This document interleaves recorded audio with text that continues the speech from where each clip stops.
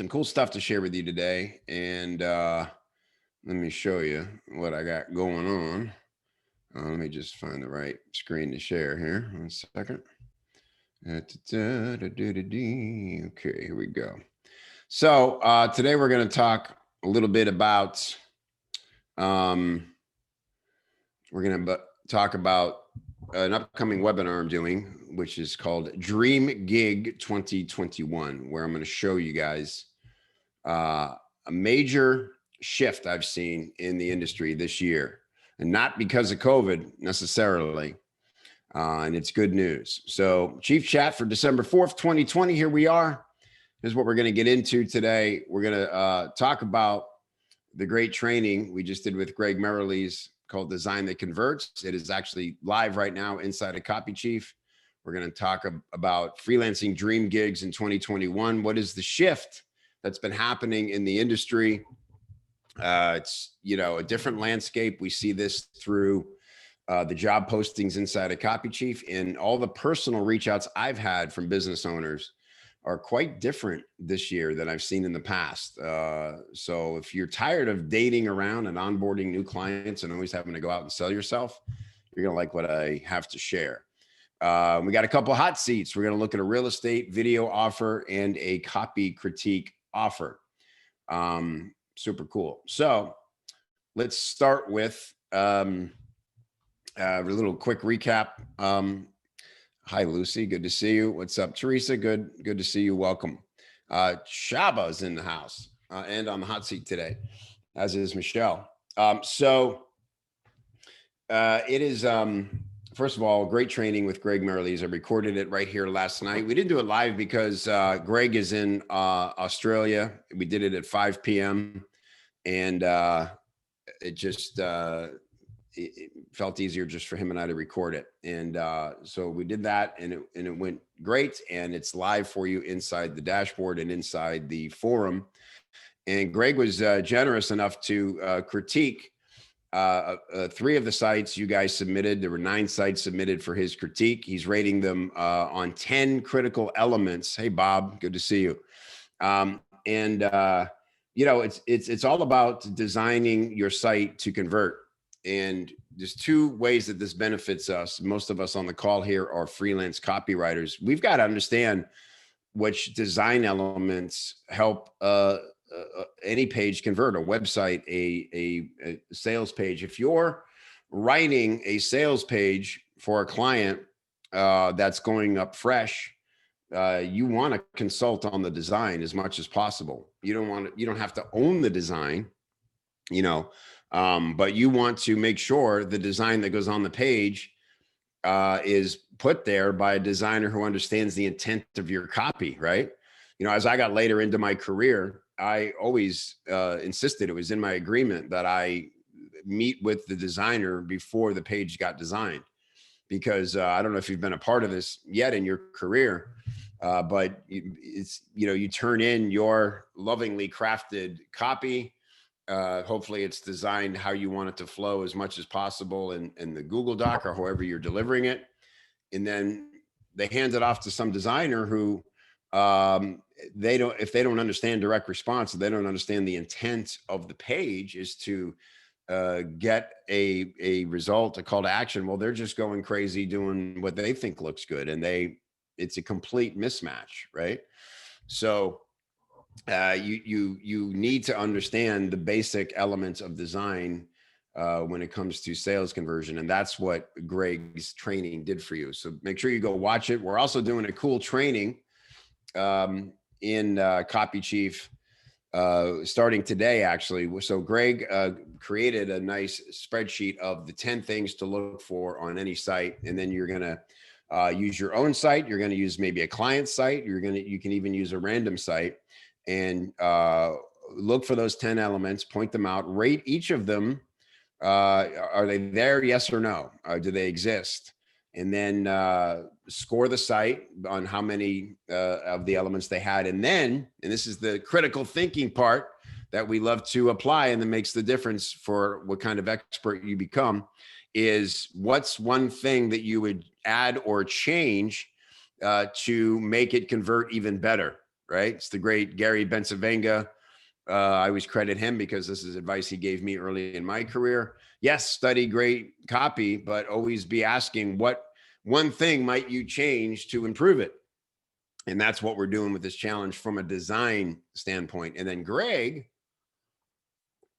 is going to look at your submissions, and he's going to give you any feedback, and then he's going to pick what he thinks is the best submission, and that's obviously going to be based on the one thing you would change. So who's taking the knowledge from this training and applying it right away, and who's doing the most impressive job of that? You're going to win a coveted Copy Chief Nobody Writes Alone t-shirt that shows that you've won something, you've completed something special and important, and love and praise from the community. And also everybody who enters, of course, is a winner, because we now have the knowledge. It's so important that we not only take in new information, but we apply that information quickly. That's why we love doing these challenges, because when we do that, now it's a part of us, right? Now it's locked in and we have it in hand. How often have you read something, a chapter in a book, or a cool PDF, or even watched a video from someone you consider an expert, and the next day you're like, yeah, it was good. I don't remember, couldn't quote it. I don't know. It's not valuable unless it becomes a part of you, unless it becomes part of your game, a new tool in your belt. And so that's why you should definitely jump into this training, take advantage of Greg's coaching. Starts today, ends Friday. Next Friday or Thursday, ends next Thursday on the 10th. We will pick a winner and announce it on the 10th. So dive in, enjoy that. What's up, Michael McGovern? Good to see you, my man. So there's that. And now I want to talk a little bit about, before we get to our hot seats, Freelancing Dream Gigs in 2021.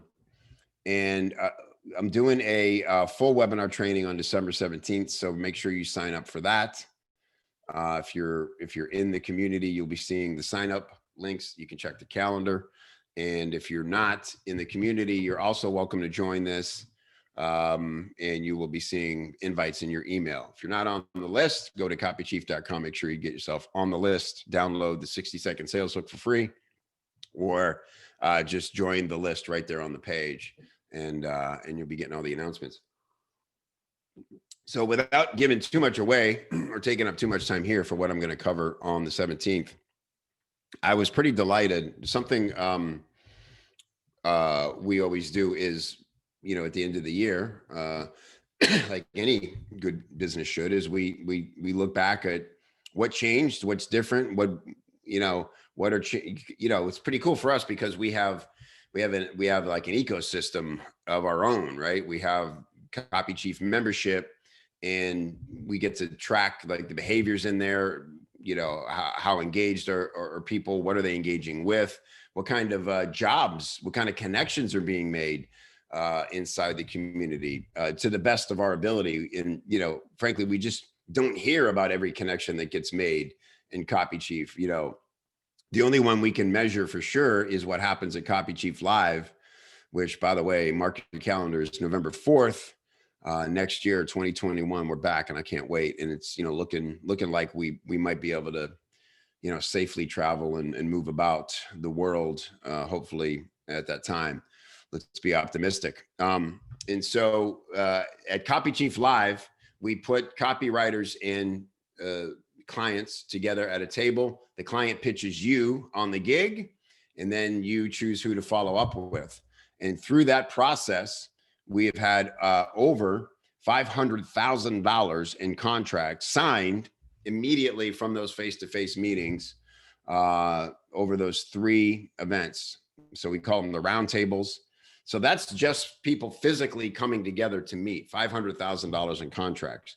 Countless millions of dollars have changed hands as a result of Copy Chief from the organic networking that happens inside the community. You are a copywriter, you go in there and you're being cool and you're adding value, right? So you're in you're in critiques, you're helping out, you're not hiding in the corner, you're just engaged, you're getting to know people, you're meeting new peers, critical. And that's what it's built for. And so, hopefully, now, if you're a new member and you've been lurking, it's the friendliest place in the world. It's the friendliest copywriting community you'll ever be a part of. No one will ever make you feel bad or dumb or anything. And if they do, they'll quickly correct themselves, because we're human, and sometimes we can come, look, we're critiquing, and sometimes we're busy, and sometimes we forget to add the niceties. But we're writers, and we're looking for harsh critiques. And so the bottom line is, if you look around at the kind of support you get in Copy Chief, you always see the intent of love and caring, and people who are maybe further down the road than you, remembering what it was like to struggle early on and be intimidated and be nervous and just wanting to help. And so that is our jam here in Copy Chief, in the community. So we get to see what people are interested in. What are people posting up for feedback? What are the results they're getting, right? Another cool thing is that our trainings are unique because they're only based on proven results that we see from our members in the community. So somebody comes and they ask for a critique, they get all this great advice, they apply those changes, and then they come back and they say, here's how it performed based on those changes, right? And now we know. We don't have to wonder what's actually working now. We're not, again, just skimming around Facebook trying to pick up little tidbits here and there. We're immersed in the practice, whether it's with our projects, our clients' projects, or our peers' projects in Copy Chief. And so, hi, Carrie Carr, good to see you. This year we've seen a big shift in the kinds of job postings. You can look yourself and see it. If you go to the archive, if you have access to the archive, which everybody will soon, by the way. If you're a new member and you don't yet have access to the archive, we are working on that for you. But if you're an existing member who just moved over to the new platform with us, you can see the kind of job postings from even last year to this year. And what we've seen is a lot more retainer positions, a lot more requests for copy consulting, a lot more requests for virtual in-house work, what we will call full-time, people asking for full-time, which, by the way, is not 40 hours in a contractor scenario. It's 30 hours, 20 to 30 hours is considered full-time in a contractor scenario. And what's great about that, and by the way, I've seen a shift in the copywriters that I coach, a major shift from dating around and, onboarding new clients and doing bigger projects that might last, a month or two and pay, a lot of money, but it's just a lot of work to onboard a new client, and that relationship's going to be some varying degree of good or troublesome. And then the project's over and you're barely done having a glass of wine about it, and you got to onboard the next client. And it's a lot of work. It adds a lot of work to what you're doing. And so some of the writers that I coach this year have ended up taking opportunities that a year or two ago they would have discounted because it was too, it was asking too much of their time, right? Because the natural progression as a freelancer is that you want to feel wanted, right? And when we're starting out as freelancers, all we want is to be wanted, and all we want is somebody to agree to pay us and hire us. And then that starts happening, and all we know to do is just repeat the process. And so it's so easy to get stuck in this loop of repeating that process, always going after the next client. Once you start getting momentum, it's very common for freelancers to overbook themselves because we're terrified to say no. Oh my God, we worked so hard to get yeses, and now I'm not going to say no. And so all these things happen that cause us to get overwhelmed and face burnout. And it can be a nasty cycle. And so that's why some of the writers that I work with are gladly taking more permanent, retainer gigs, ongoing gigs, and loving it, because they were like, I don't know why I was, first of all, there's more of them out there than there used to be, because guess what? The clients are also tired of looking for new writers, onboarding new writers, rolling the dice, taking a shot, hoping you're honest and reliable, and the work you do is as good as the samples you showed, and all their insecurities, right? So it makes just perfect sense that everybody wants to find someone to bring on the team and not have to do the copywriter shuffle, not do the client shuffle. And so I've been talking to these businesses who have been posting for these kinds of positions. And I'm saying to them, well, what's changed for you? And what's a good relationship like with your writer? And what's been some nightmare stories you've had? And what are the red flags you look for when you're hiring? What are the light bulb moments? When do you see green lights when you're talking to a prospective copywriter that you want to add to your team, or make someone you work with ongoing?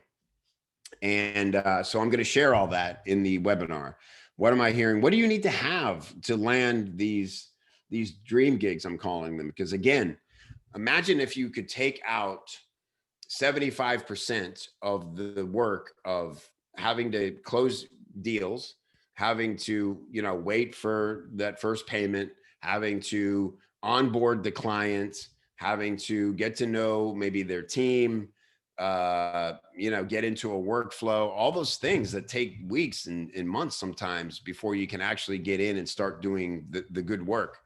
When you win back all the time and effort from having to do that, life gets good. And that's when my rule for freelancing is you want 50% of your time and energy to supply 100% of the money you need to work, to make your business work. And then you've got 50% more time to do the stuff that needs to happen for you to grow your business, for you to be producing authority content, for you to be networking, for you to be getting your name out there, becoming a known entity, becoming shining your bat signal, becoming the expert that people look up to and know how to pitch you, know how to refer you. And then you have another 25% for maybe building your own products, for establishing your expertise in ways that are going to get you money that beyond client money. Or you can date around into different niches and work with clients that in the past you might be like, well, I don't know, I need a bigger gig than that, so I'm not going to take that one, but I really love that market. I'd love to work with this kind of client. Well, now you can afford to do a little kind of a side hustle gig, date around, as I call it, in different markets. And the money's extra and the work is fun. You dig? So that is the goal. That is the framework you should use to look at your freelancing business. 50% of your time and energy should produce 100% of the revenue you need to generate, so that the rest is you working on your business, on growing your business, right? So that's what you want out of these gigs. And so not only have I been contacted by a lot of these companies and been able to place writers with them and learn from both sides how that works, what's good and bad about it.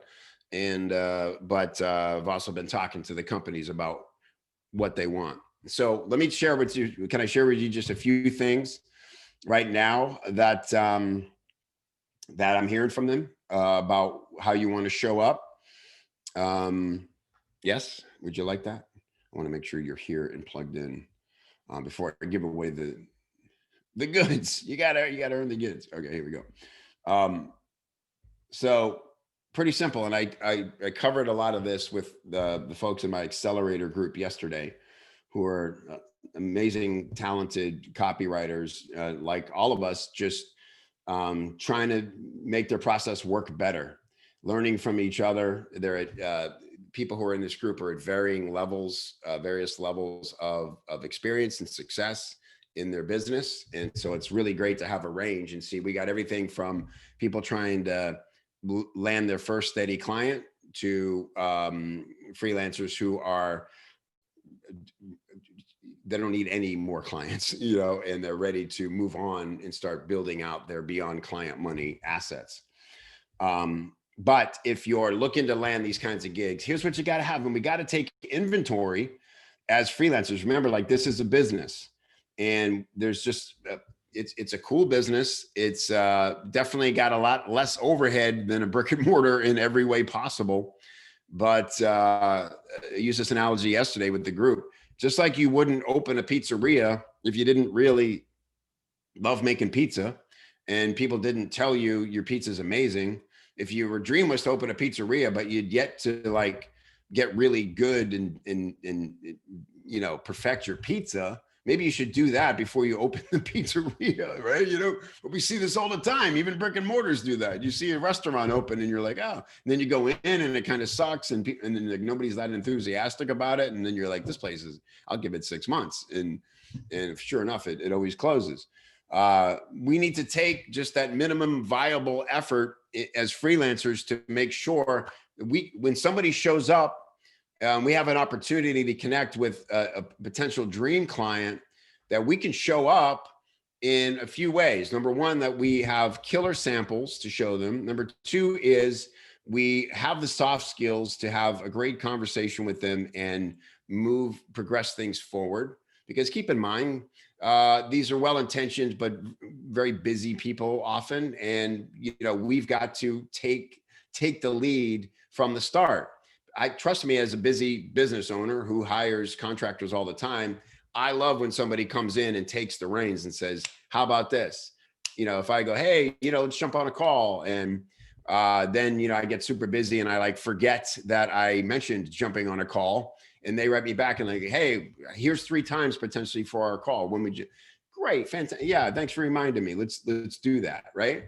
Don't sit around and go, oh, maybe they didn't like me, or I guess, I don't know, I'm there. You're not bothering them. You're doing how you act in the prospecting phase indicates how you're going to be to work with. And, I think we always worry about looking needy. It's not about being, freak and stalking them all of a sudden and like emailing them every day. Like, hey, you said we were going to meet. Why aren't we meet? Obviously, but a minimum of 3 follow-ups. If you've connected with somebody who's indicated that they would like to talk with you, a minimum of 3 follow-ups. And then you go, look, third one, are we doing this or not? I've made you 3 times, before this gets weird. But before I also let it go, I know everybody's busy. Give me a yes or no. We meeting or not, right? That is nothing wrong with that. They will appreciate that. So and then you got to be able to show some samples that are going to dazzle. I'm going to ask everybody, right? Every freelancer on this call, how's your portfolio right now? Are you proud of it? Would you, if I came to you today, tomorrow, within the next 24 hours, and I said, hey, I got this client, they're looking for this. I thought of you because I know you write that kind of stuff, and I know you do great work. Are you ready for the introduction? Would you go, absolutely, let's do it? And no, you're about to send them a portfolio of samples that are your best stuff. Yes or no? And so here's some of the things you need. If that's not the case, here's what great clients want to see in a portfolio. Number 1, solid samples. A variety of your strongest and most up-to-date copy samples in your portfolio in both type, voice, and markets. Type, voice, and markets. So different types of copy. You obviously got to have email in there. It'd be great to have some landing pages in there. It'd be great to have some advertorials in there, some Facebook ads. The money skills, the main things. If you've done long form, put some long form stuff in there. But get it all in there. All right. And give a little context for each sample. Tell them what they're reading. It's another thing I came up with yesterday with the accelerators. Make it car wash read easy. What's a car wash read? Deliver the portfolio as a PDF attachment in the email so a busy prospect can open it and start reading and decide to meet with you and the time it takes to go through a car wash. So I just riffed this scenario where, I think we picture like we're going to deliver our samples to somebody and they're going to receive it and they're going to go, oh, perfect. I've been waiting for this. I'm going to stop everything else right now. I'm going to open this and I'm going to read very carefully what this person has sent me. That might happen. That's ideal. That'd be great. But I know that's how I picture it in my mind when I was freelancing. It's what we think, but probably what happens actually. They're busy like all of us and they're ADD like all of us. And so I imagine this scenario. You go into a car wash. It's one of those moments where you're like, I'm stuck here. I'm in a drive-through car wash. I've got about 90 seconds or 2 minutes to where I can do nothing else. And hopefully I have a signal in here. And so I'm going to check email, right? They open up, they get the email. Oh, it's from that copywriter. Great. I've been waiting on their samples. And so now they need to open it. It's got to be in a PDF, no links, no nothing. Don't even count on them having a good Wi-Fi or waiting on another site to download. It should be a PDF that they can click and it opens beautifully and it lays out your samples. So now they can open it, they can read it, they can start looking, they could read at least like closely skim a few pieces, enough for that. That's all it takes in most cases. If they know what they're doing, they know what they're looking for them to go, yes, I like your style. I see a variety of stuff. And so now by the time the blower starts drying the car, they can reply to you and go, samples look great. Let's book a call. CCing my assistant. She'll set up a time. He'll set up a time, whatever. Right? That's probably more of like how it happens. So you got to set up your portfolio to do that. So do not include a long about me preamble. Again, they're not visiting your website. You've already made the connection. There's a reason they want to see your stuff. So we're good about the about me. Don't include images that could size weirdly, or don't include a sample as an image that might be really hard to zoom in or out, or you don't know how the text is going to show up on just put it in there, sized correctly. It's a Google Doc that's turned into a PDF, super readable. Multiple versions. Don't include multiple versions of the same sample or any half-done pieces. Oh, and here's a few things I've been kind of toying with in case you want to see, half an email. I mean, I've seen this in portfolios. Also, do not include multiple subject lines in your email samples. All right. Don't show your work. I'm all about showing your work when you're creating authority content. It's a great time to show your work, but don't show your work when this is prime time. You're under the spotlight here, right? So don't show your work in your portfolio, meaning there shouldn't be, okay, here's the email. It's for this market. And then it's like subject line. And then there's like 8 of them. Because what that tells them is like, well, this person's they're not done learning how to choose a subject line. I don't want to choose the subject line for them. They're not going to closely read all 8 and go, wow, this person really, I don't know, geez, it'd be hard to pick any one of those. They don't want you to turn in the work you do for them, and then they have to choose the subject line of the email. They want to know that sure, it's great that you write 8 of them, but choose what you think is the best one and make that the subject line of the sample So don't make them work. Don't make it confusing. Make your samples look like the delivered product, even if it was written on spec. Does that make sense? Is that helpful? Cool.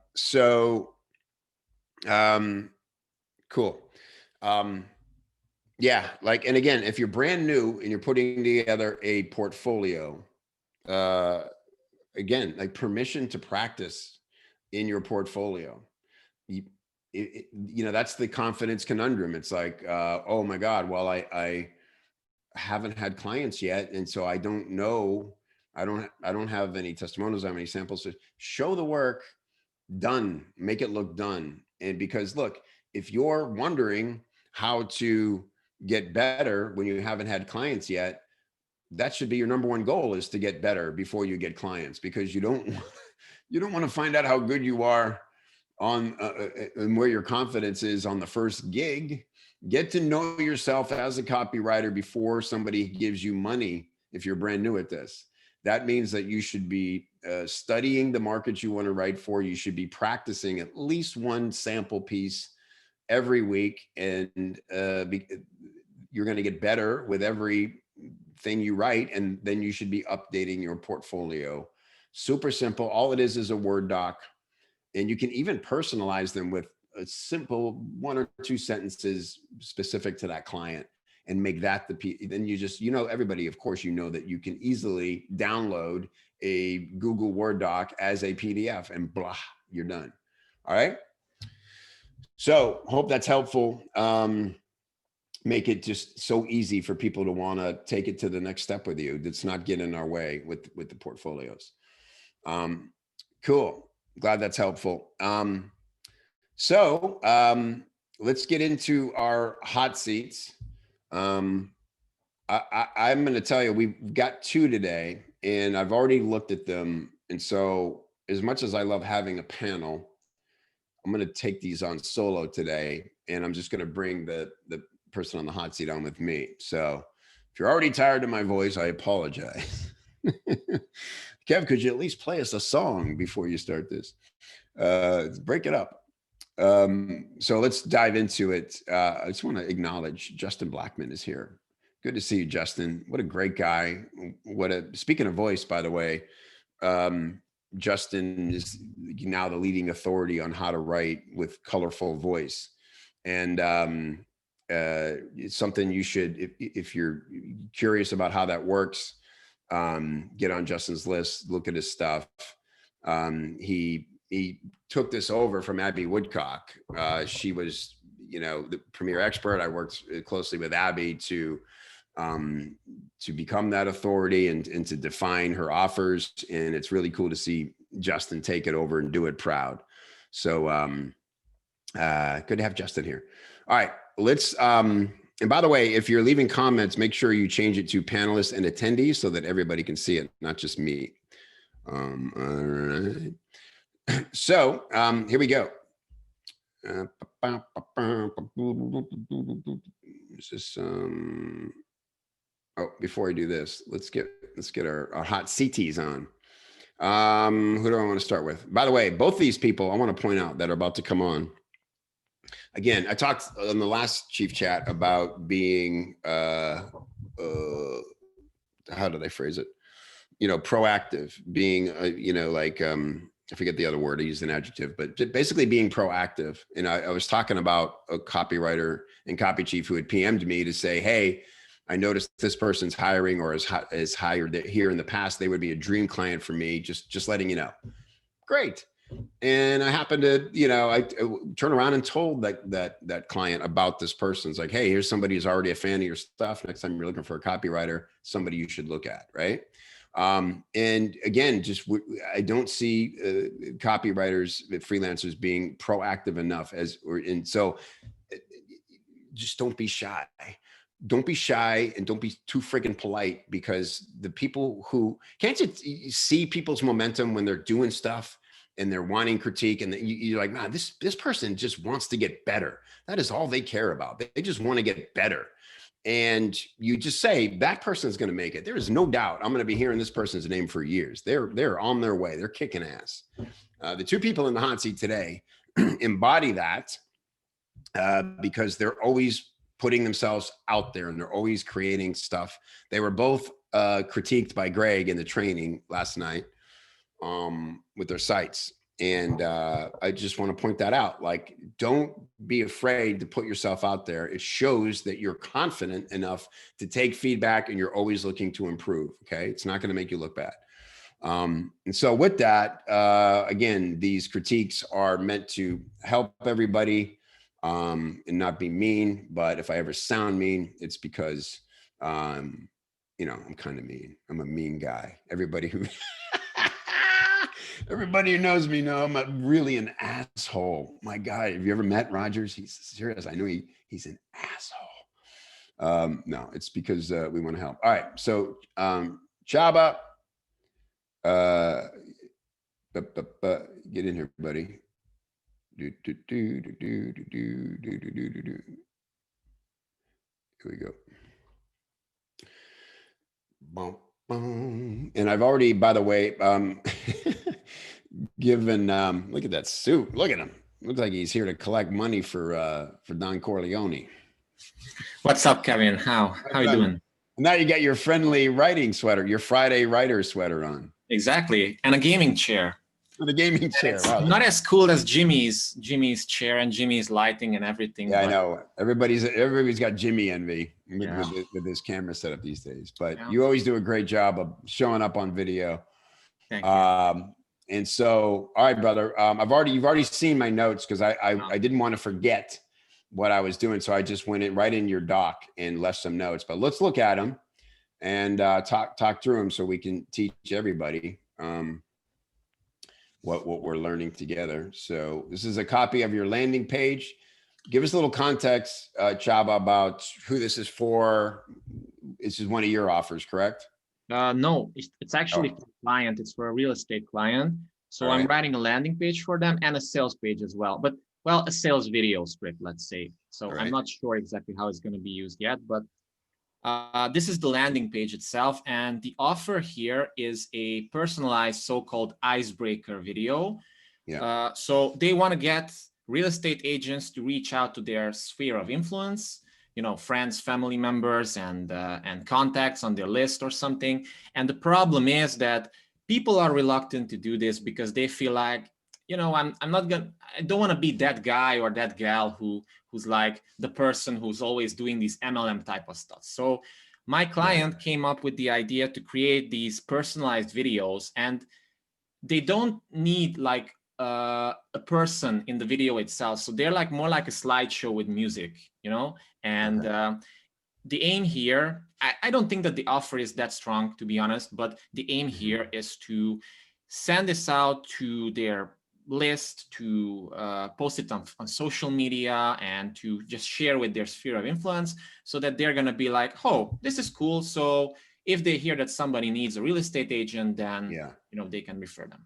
All right, cool. So knowing that, let's just quickly read through it. So everybody who's watching, please post all your ideas and comments in the thread here. By the way, there's also a great thread in Copy Chief, which I'm going to send it.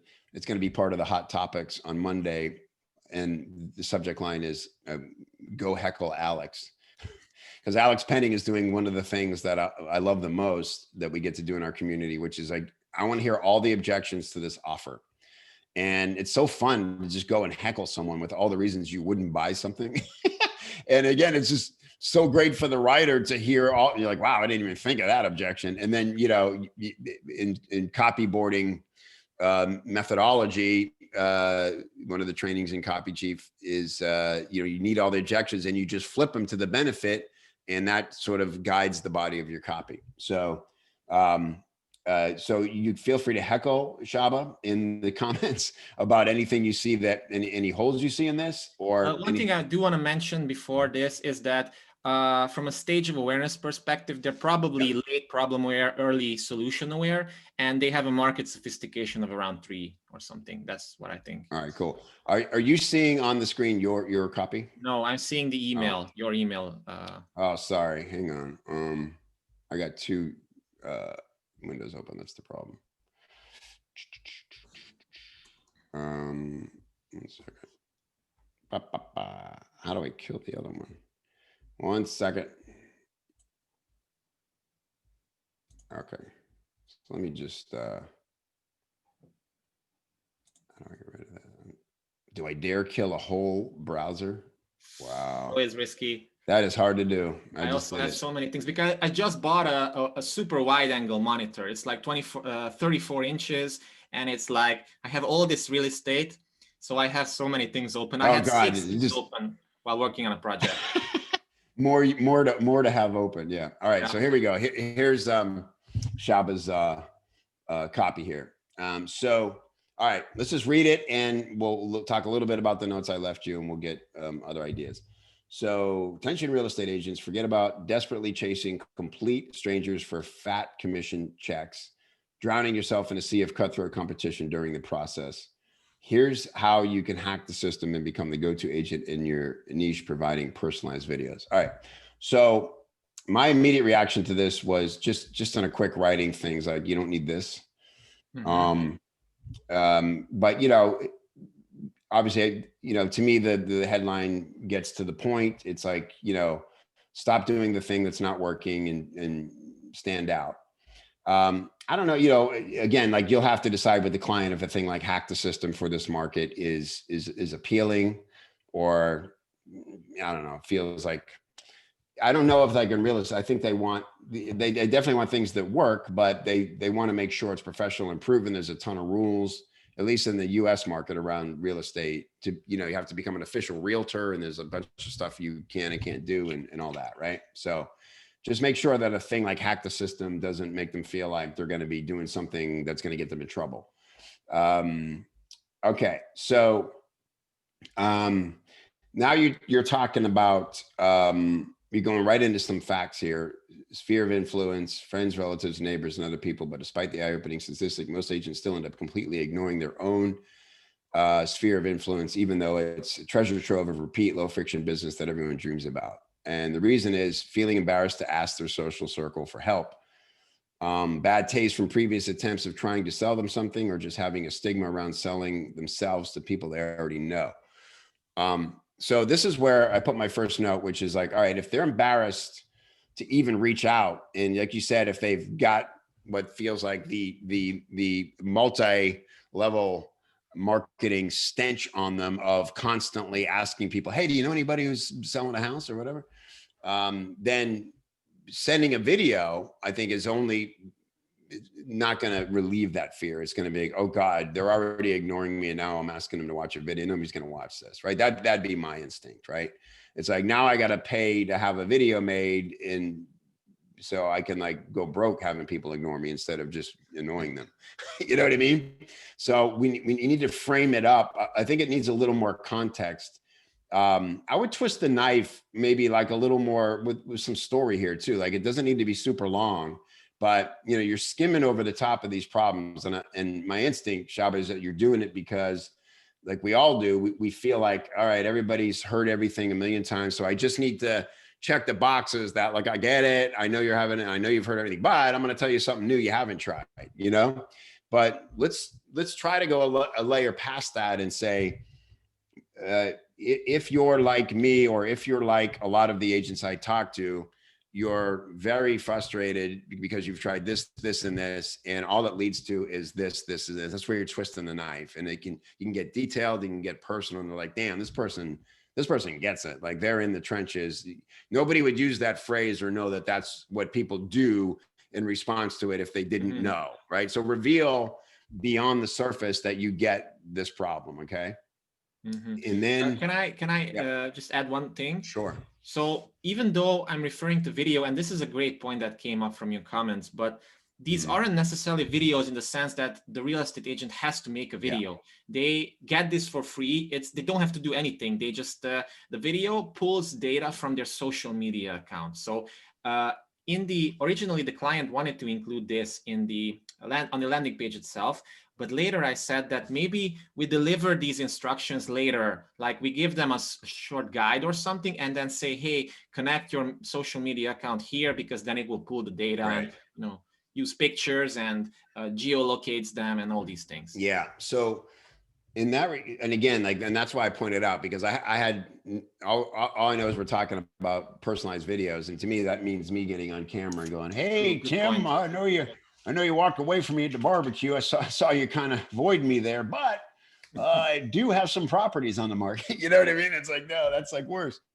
So again, like what you're describing to me is interesting, but it's like, okay, it's a new technology that makes, it's like the work you're already doing of whatever they're doing on social media to put stuff out there.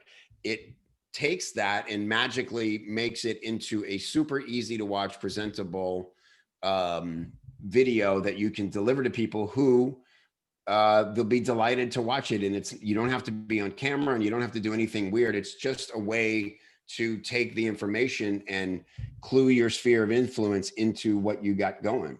Right. And so in that regard, if it takes an effort I'm already making and turns it into a cool way to deliver it in a format that's going to make me look cool and with it and on top of stuff, and obviously get the result, to me, like that's more attractive. Yeah, absolutely. And I see people in the comments also saying stuff like that, great stuff in the comments. And actually what I'm thinking is that I'm going to offer them like another package in which I'll say, hey, I'll create an A/B version for this landing page and then integrate all your feedback. And then it's going to perform better. And then I'm going to be the hero, hopefully. 100%. So Lisa Perk, I know, spent years in real estate, right? And so she said, yeah, Property Simple here in the US does something. They cut and paste together things from your bio with them and your social, and they create a video you can upload in your social media or mail out. So that's another thing. Have you looked at the competitors, competing services, or other versions of this? Not so much exactly, a little bit. I mean, for this landing page, not really. I'm still doing the research part for the sales page.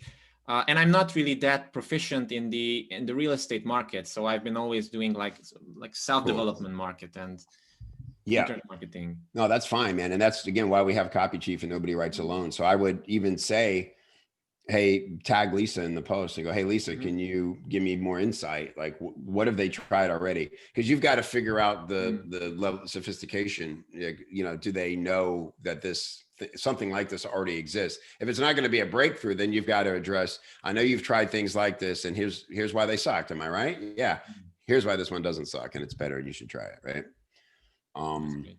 So, okay, cool. Real quick. Let's just get through a couple more of the notes. Oops. Okay, cool. And so you made a valid point there. Yeah, of course, we just want to see what they look like, right? And like, we really I would address like very directly, know something like, if you know the power of video, but would rather something funny than appear on video, this is for you, kind of a thing. Like, make it super clear, like, okay, check, I don't have to be in this video. Awesome. And then you said, okay, so about, just the resistance, the need to see these in action with hard numbers to back up. Yeah. And so whatever proof you have of, I would say case studies would be really important right here. The old method was producing this. Once agent X started using this is, you know what a case study is. But does your client have those kind of assets that you can add in? Not really, not so much lately. So even though they've been in the market for so long, they're always like, they're old people. And for some reason, even though I had a lot of calls with them and I did like a complete funnel breakdown for them, that's how I landed this gig.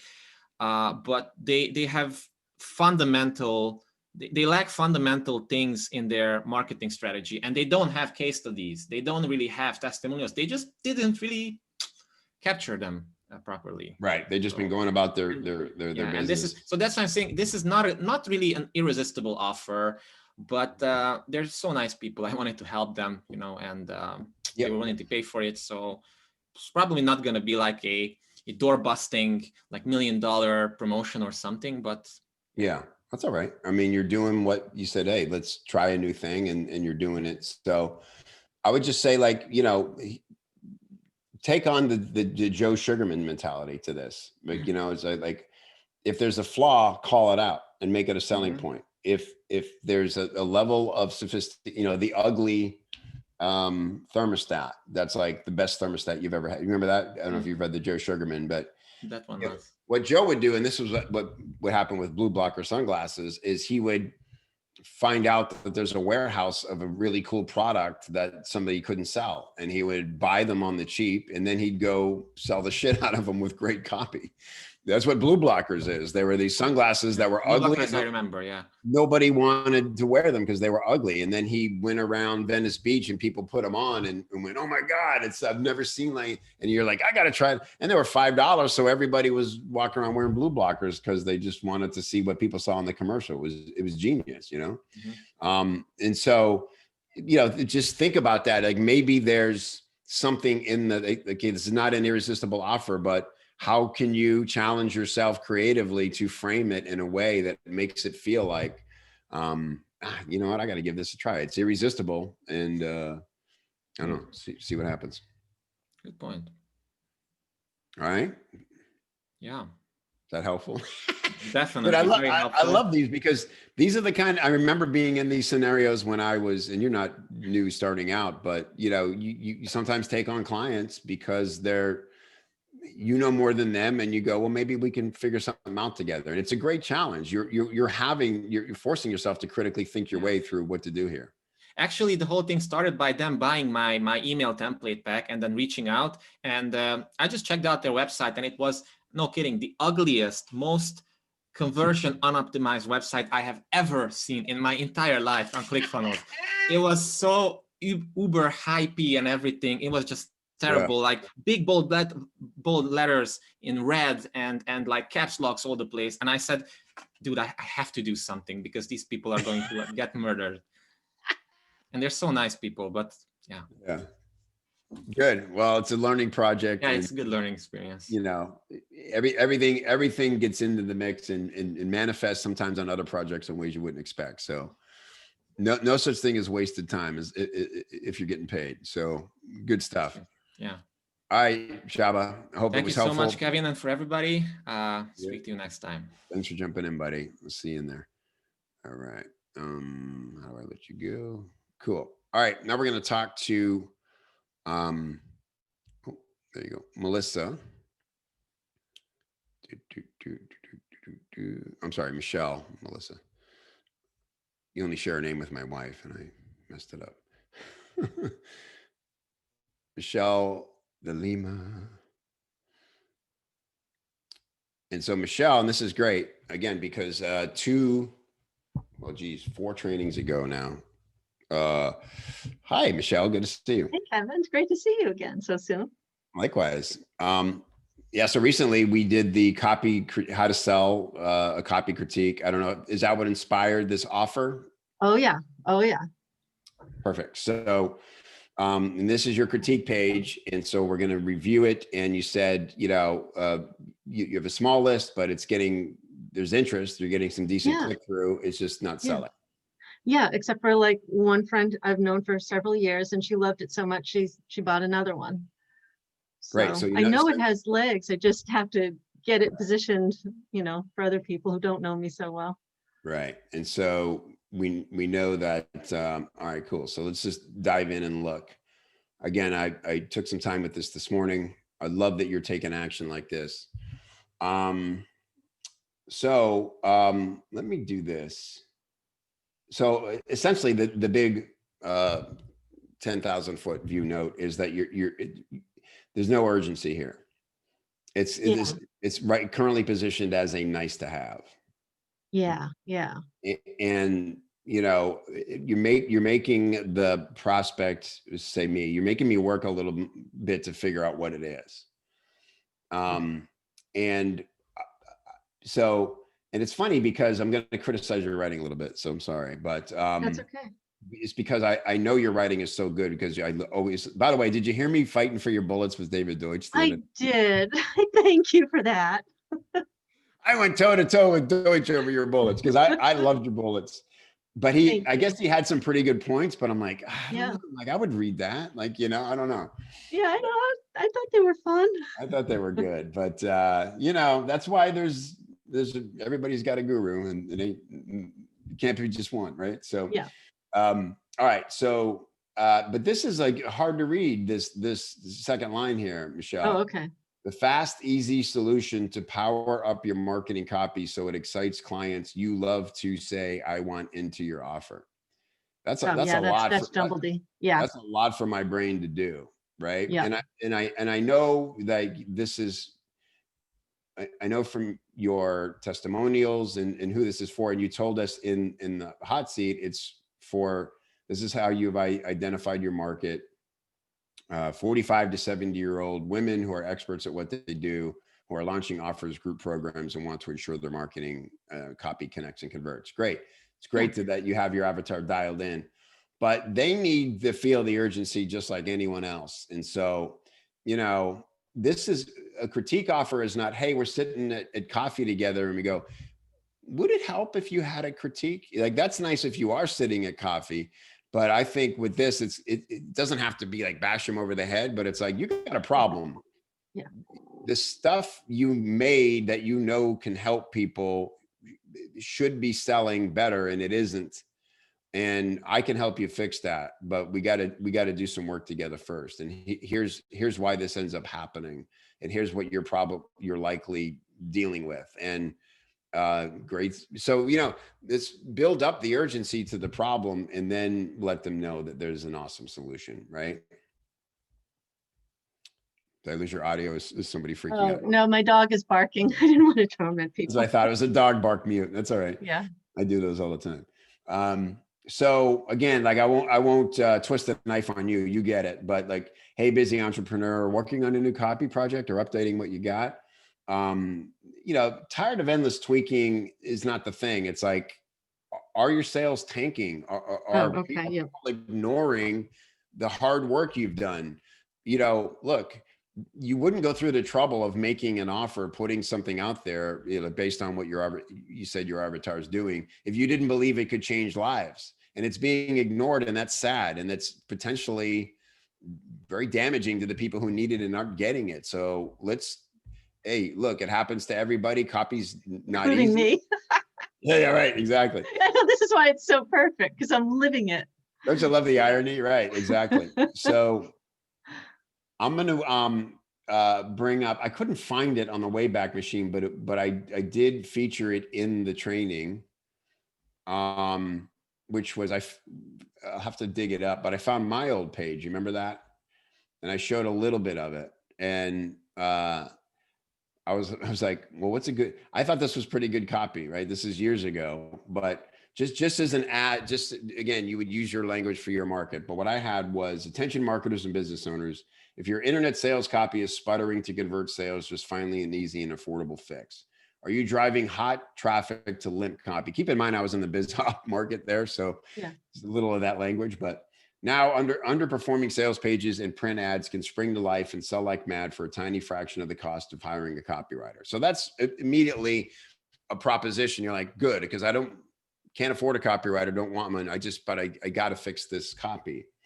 And so right out of the gate, how much money should you be making with your, back then, internet sales page? Capital I on the internet, by the way. That's how long ago this was.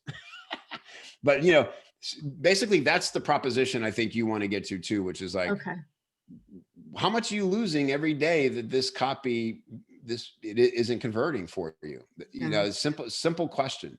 Because here's the thing, Michelle, if they don't relate to that, or they're not thinking of it that way, they're not a good prospect for a critique. You want somebody who's waking up every day, or every time they look at their page, they're like, oh God, I can't even look at it because I don't know what to fix. It looks fine to me, but this is a major pain point in my life because I don't know how to fix it. And I've tried, and yes, they've tweaked it and done those things you said, but I think the bigger question is, how much money are you losing every day, and how many people are you not helping that need your help? Yeah. Yeah. Oh my God. Yes. Right. Yeah. So, cool. So I think that's it, dude. Thank you. Oh my God, that's so great. And I think the other thing that I have to overcome is, you know, being bolder. Yeah, and claiming this spot that I can really help you do this, instead of being sort of namby-pamby about it. It's like, oh, I can kind of help you. I mean, yeah, right, Katie's blown away. Yeah. I'm nice, and I know you're nice too. So we can be nice together and make a nicer sales page. And it's like, just because it's only $300 doesn't mean that they're going to do it just because it might be nice. Like the woman who bought from you and then turned around and bought again did it because she knows you and she knows what you can do. And so it was a no-brainer for her. Now you got to tell the people who don't know you as well the same thing that made it a no-brainer for her, and it'll be a no-brainer for them. Hey, I'm Michelle, and these are the results I get from my clients. These are the kind of clients I work with. It's high stakes. You know, when their copy goes live, it's got to be right. How about this process you're working with your client right now, like we talked about the other day? You know, we come up with hooks, and then we get that perfect. And then, there's a process to writing copy that makes it perform well when it's good. I'm like completely going dark here.